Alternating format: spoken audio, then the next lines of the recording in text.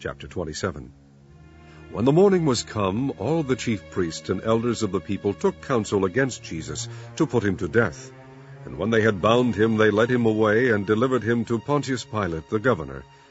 Then Judas, which had betrayed him, when he saw that he was condemned, repented himself, and brought again the 30 pieces of silver to the chief priests and elders, saying, I have sinned in that I have betrayed the innocent blood. And they said, What is that to us? See thou to that. And he cast down the pieces of silver in the temple, and departed, and went and hanged himself.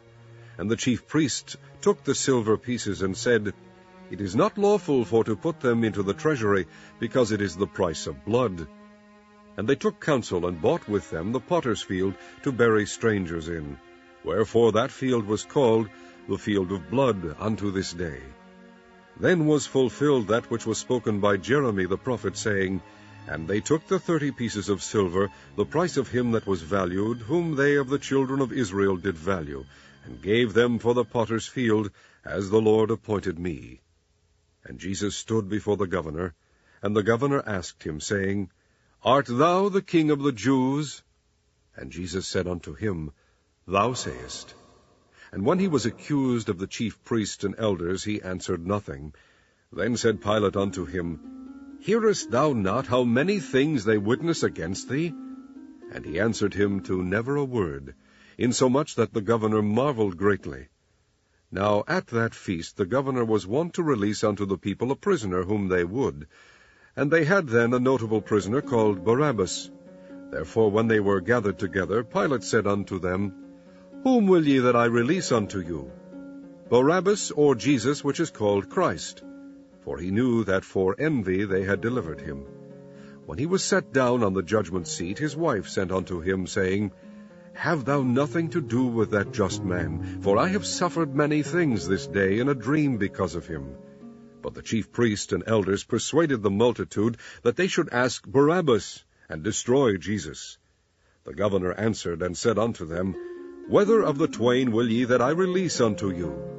They said, Barabbas. Pilate saith unto them, What shall I do then with Jesus, which is called Christ?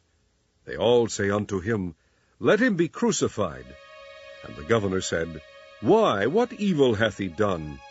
But they cried out the more, saying, Let him be crucified. When Pilate saw that he could prevail nothing, but that rather a tumult was made, he took water and washed his hands before the multitude, saying, I am innocent of the blood of this just person. See ye to it. Then answered all the people, and said, His blood be on us, and on our children. Then released he Barabbas unto them, and when he had scourged Jesus, he delivered him to be crucified. Then the soldiers of the governor took Jesus into the common hall, and gathered unto him the whole band of soldiers, and they stripped him, and put on him a scarlet robe. And when they had plaited a crown of thorns, they put it upon his head, and a reed in his right hand. And they bowed the knee before him, and mocked him, saying, Hail, King of the Jews! And they spit on him, and took the reed, and smote him on the head. And after that they had mocked him, they took the robe off from him, and put his own raiment on him, and led him away to crucify him.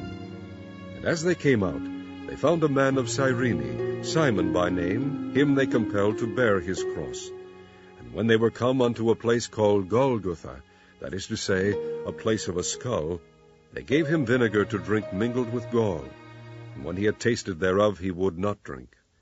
And they crucified him, and parted his garments, casting lots, that it might be fulfilled which was spoken by the prophet, They parted my garments among them, and upon my vesture did they cast lots.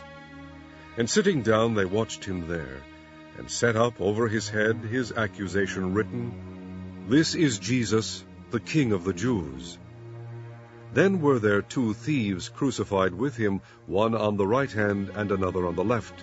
And they that passed by reviled him, wagging their heads, and saying, Thou that destroyest the temple, and buildest it in 3 days, save thyself. If thou be the Son of God, come down from the cross. Likewise also the chief priests, mocking him, with the scribes and elders, said, He saved others, himself he cannot save. If he be the King of Israel, let him now come down from the cross, and we will believe him. He trusted in God, let him deliver him now, if he will have him, for he said, I am the Son of God. The thieves also, which were crucified with him, cast the same in his teeth. Now from the 6th hour there was darkness over all the land unto the 9th hour. And about the 9th hour Jesus cried with a loud voice, saying, Eli, Eli, lama sabachthani? That is to say, my God, why hast thou forsaken me?